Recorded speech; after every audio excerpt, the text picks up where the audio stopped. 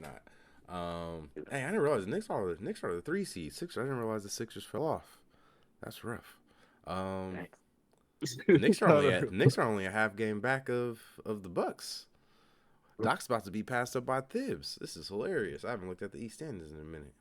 I used to be scared of the Bucks, man. I used to think they were like the big, mysterious next great team. I thought this was like Giannis is one of the greatest defenders ever. This is turning into something that it's just now like the Knicks are about to pass them. Like they were never supposed to get this close to where we were after they won the championship. Like, yo, Yeah. or it was supposed to,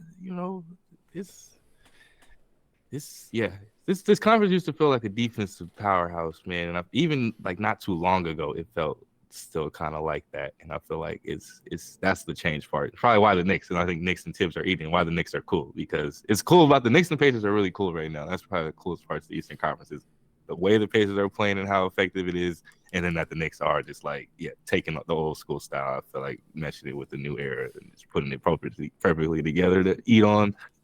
Yeah, be right there with. Hopefully, I think to give Milwaukee, Philly, and Boston a good run for their money. Two things off that. Just to your point about how the East is the East. Miami lost like 7 games in a row, and they won 2 in a row after that recently, and they're still only a half game out of getting out to play in. Just they lost. There should be more consequences for losing 7 straight basketball games. But on the other end, we were saying the Pacers. It's fine. Miami need March and April with this conference. All they need. There's something else I was gonna go with that, but no, it's still probably right there for them to hop back in. Oh, that was my question. It was a question for you guys. Are you guys worried that this whole part of his Tyrese has kind of not been playing much, and it seemed like he was trying to maybe even play hurt when he was out there? But y'all worried about this fit? They haven't really won many games since Pascal's been there. In the one game they won, Pascal worked in the game they won, but I don't think Tyrese played. Yeah, I I think just they're gonna need some time. I don't want Tyrese to be forcing himself to play if he's not ready, but I Yeah, can also see him wanting to get the yeah, it's just part of start to get the chemistry down early. But you gotta let Pascal just work for now, find his way, and then come back and find where you fit from there. I feel like that's probably the better way to go about it. Would have been the yeah. better way to go about it. But And it's funny because I think definitely he wanted to get out there with them, but part of it's just because the new rule they have where you can only miss a certain oh amount of yeah, games to get all NBA. It's just he's one of those. He's at 13, I think, so he's only got like 4 more games he can miss actually type shit. So I think that was a yeah. part of it. But it's like this nigga came back probably too soon because he was trying to make sure he caught that shit, and then just nigga kind of money. feel like he stopped playing a game like 2 games after that again. So yeah, it's an interesting little rule, man. I feel like if it was for MVP, it'd make a little more sense, but or just for MVP, but for all NBA, it's a lot of guys trying to force some games out here right now. Like even Joel probably should not have been playing that game against the Warriors when JK fell on his leg. But it was just he only had like 2 more games he can miss all season if he wanted to win MVP, which is So tough for if a him. player only plays like start thinking of like just a workaround.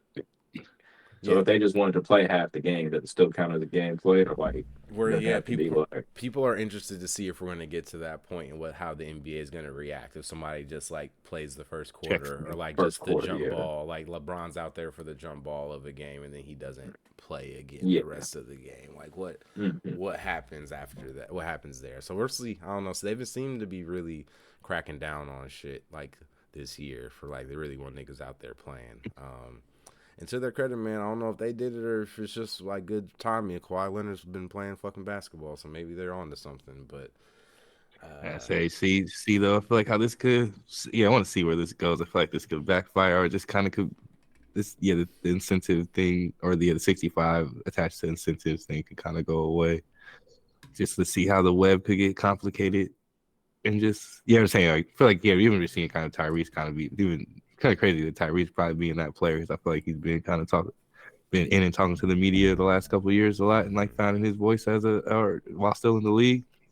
But he's probably the last person that, at least the NBA side of it, like, he's gonna be able to probably advocate and explain the detail of why, like, or he's it's also a processing and to fuck ton of understand the detail of why, like, and the money is like, it's a he's you're fuck ton probably of money because that's yeah, super max for him because like they exactly, already agreed to the super max, so it's kind of yeah. just like man, Yeah, so I feel like it's like I feel like he's the perfect like CJ McCollum type player to like if CJ McCollum was that type going through the situation and he was a super max, whatever level player, like he would be able to like in the next 3-4 years of growing up in the NBA, be able to look back or even in real time, probably explain like, yo, we need to get rid of this shit, or like, yo, this shit doesn't make any sense, or we need to make this shit better for the players. Like, how do we make this shit make more sense for the players? Because as a player, there's more than a couple of us who this doesn't make sense. And yeah, it's like Tyree's gonna know, like Joel just got hurt trying to play. Like, no, it's like so. I want to see where this goes, like how the players advocate for themselves. I feel like, yeah, Tyrese and Joel both probably two vocal players who can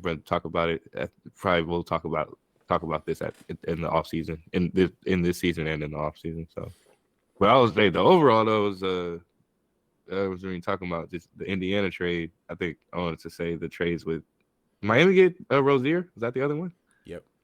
Miami got Rozier, and you said they've been on kind of losing streak since he got there, or was that start before? Nah, it was in the middle of it. Kind of yeah. It seems like they're probably turning it around. They just, they're doing the Miami thing. Yeah, that's what I was gonna say. Was just so like Miami like just made the move, and I feel like the quick flip was that it would make sense they kind of hold back. I feel like Terry seems like one of those guys that fits perfectly in with Miami, but always remember this is Miami. Like that's a culture shock for anybody who goes there at first. So it's like it's gonna take time, but then it's gonna look really well. And they play their best basketball post All-Star break usually. So see them coming together, and I like them getting Terry Rozier. That like the move. Indiana on the other side though, I feel like the Pasacal trade is who did they give up? Was it just kind of the piece? Bruce Brown. Yeah, and some picks probably. Nothing on the. I think nothing on the player side really. Besides Bruce Brown. I feel like the layers. Seems like me and Mike had to talk about Larry Bird, but Larry Bird kind of having a tough time staying away from the Indiana Pacers. He's like tried to retire and step away a lot over the last 5, 6, 7 years, but he always seems to be coming back. I think they're the bigger picture though of like how young they've got. That Carlisle, Bird, I guess, got Tyrese here to start building something and realizing we're at the very beginning, and like this is like remember say with Nash, like Joe Johnson and like the first iteration of the Nash Sons, like don't even remember like some of the names that were on that team kind of thing. Or I feel that a lot with this Pacers teams where it makes so much sense. Like they have all these pieces because of the way the basketball looks. Like the basketball looks well, and it seems like all the pieces you could talk yourself into keeping or seeing long term, but like really, I don't see anybody on this team as like, somebody that I could see could be here 2-3 years from now. Because I think it's just this team's gonna look. However, I guess Rick Carlisle involves trying to build something around Halliburton, and I don't think he feels attached to anybody. I think they're just here to these pieces are just here to try to craft something around Tyrese, learn what it is, and then go get the pieces. Kind of thing. So even so, Siakam, I feel like just makes them the perfect amount of competitive over the next 2 years.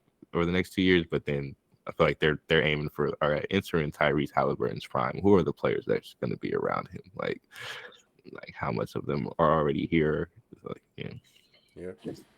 like they're the long term. I guess with the trade, it was like I don't know what they're looking like. Don't know what the Pacers are going to look like. Bigger picture, but I feel like there can be a lot of roster change in Miami with their trade. I feel like they're going to be just fine, and they just need the back half of the season in order to figure their things out as usual.